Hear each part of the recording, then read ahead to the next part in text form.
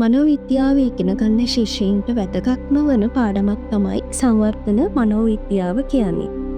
සංවර්ධන මනෝවිද්‍යාවේ පළවෙනි කොටසෙන් මම කතා කරන්නේ සංවර්ධන මනෝවිද්‍යාව යනුවෙන් හඳුන්වන්නේ කුමක්ද කියලා.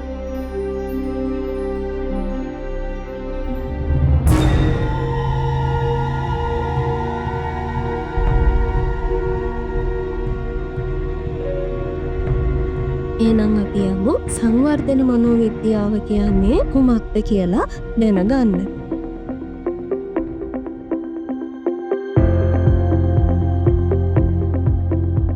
සංවර්ධන මනෝවිද්‍යාව යනුවෙන් හඳුන්වනු ලබන්නේ මනුෂ්‍යයාගේ පිළිසිඳ දැන්මේ සිට මරණය දක්වා ඔහුගේ ජීවිතයේ සිදුවන විවිධ වෙනස්කම් වර්ධනයන් ආදී ඇතුළත් වෙලා සමස්ත ජීවිත සංවර්ධනය අධ්‍යයනය කිරීම සංවර්ධන මනෝවිද්‍යාව කියලා හඳුන්වන්න පුළුවන්.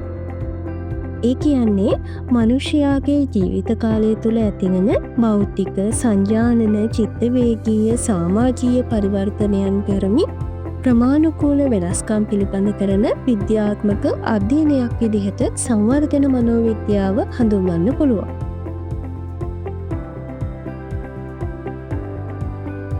සංවර්ධන මනෝවිද්‍යාව යටතේ මනුෂ්‍යයාගේ පිළිසිඳ ගැන්මේ සිට මරණය දක්වා සංජානන, අභිපේරාත්මක, මනෝවිද්‍යාත්මක, මනෝ සමාජීය කියන කාරණා යටතේ සලකා බලනවා.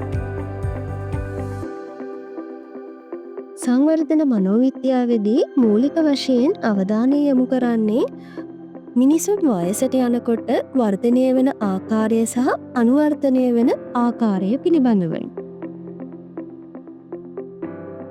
ජාන විද්‍යාව, පරිසරය, සංස්කෘතිය, අත්දැකීම් වගේ සාධක ජීවිත කාලය පුරාවට සංවර්ධනයට බලපාන ආකාරය සංවර්ධන මනෝවිද්‍යාඥයින් බොහෝ වෙලාවට අධ්‍යයනය කරනවා. සංවර්ධන මනෝවිද්‍යාවේ අපි දැනගත යුතුම කාරණාවක් තමයි වර්ධනය කියන්නේ මොකක්ද, සංවර්ධනය කියන්නේ මොකක්ද කියලා අපි වෙන වෙනම හඳුනාගන්න ඕනේ. වර්ධනය කියන්නේ උස, බර, ශරීර වෙනස්කම් වගේ භෞතික ජීවිතයේ සිදුවන වෙනස්කම් වලට. මේවා මනින්න පුළුවන්. එතකොට සංවර්ධනය කියලා හඳුන්වන්නේ මැනිය නොහැකි මානසික වෙනස්කම් තමයි සංවර්ධනයට අයත් වෙන්නේ. බුද්ධිමය, භාෂාමය, භාවමය, සමාජමය වර්ධනය මේට අයත් වෙනවා. මානව සංවර්ධනයේ ප්‍රධාන අදියර කිහිපයක් තියෙනවා. සංවර්ධන මනෝවිද්‍යාවේදී මානව සංවර්ධනයේ ප්‍රධාන අදියර අධ්‍යයනය කරනවා.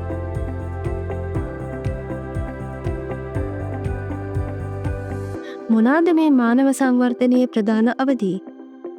අපි පිළිවෙලින් හඳුනා ගනිමු. ප්‍රසව අවධිය, ලදරු අවධිය, පූර්ව ළමාවිය, මැද ළමාවිය, නව යෞවනය, මුල් වැඩිහිටිවිය, මැදි වැඩිහිටිවිය, පසු වැඩිහිටිවිය, මරණය සහ මිය යාම. මේ කියන අදියර්වල ඔස්සේ මිනිසයා ගමන් කරනවා. ඊළඟට සංවර්ධන මනෝවිද්‍යාව ගැන කතා කරනකොට සංවර්ධන මනෝවිද්‍යාවේ ප්‍රධාන ගැටලු කිහිපයක් අපි හඳුනා ගන්නවා. මේකෙන් අපි පළවෙනි ගැටලුව විදිහට හඳුනාගන්නේ දිගටම පවතී හෝ නවත්වයි කියන ගැටලුව. ඒ කියන්නේ මොකක්ද? පුද්ගලයෙක් කියනවා මේ සංවර්ධන ක්‍රියාවලිය අඛණ්ඩව සුමටව ගලාගෙන යනවා කියලා. තවත් පිරිසක් තර්ක කරනවා එහෙම වෙන්නේ නෑ කියලා. අපි පිළිගන්න ඕනි කොහොමද? මේ දෙකෙන් එකක්වත් නිශ්චිත නෑ. ඒ දෙකේම ලක්ෂණ තියෙනවා කියලා. දෙවෙනි ගැටලුව වෙන්නේ ස්වභාවය සහ ඇතිදැඩි කිරීම.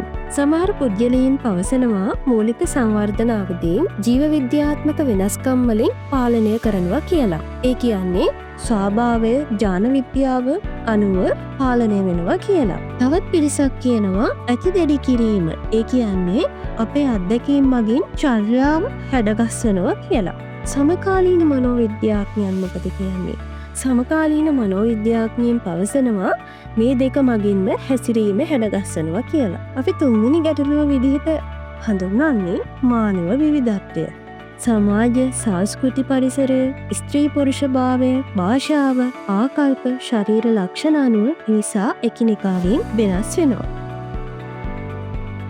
එසේනම් මම අද කතා කරේ සංවර්ධන මනෝවිද්‍යාව කියලා හඳුන්වන්නේ මූලිකවම හඳුන්වන්නේ කොහොමද කියන කාරණය ගැන. ඔයාලට සංවර්ධන මනෝවිද්‍යාව හැඳින්වීම යටතේ සම්පූර්ණ සටහනක් අවශ්‍ය නම් 075 60 12 792 කියන මගේ WhatsApp නම්බර් එකට මැසේජ් එකක් දාන්න. මගේ YouTube channel එකත් subscribe කරන්න. ගිහින් එන්න.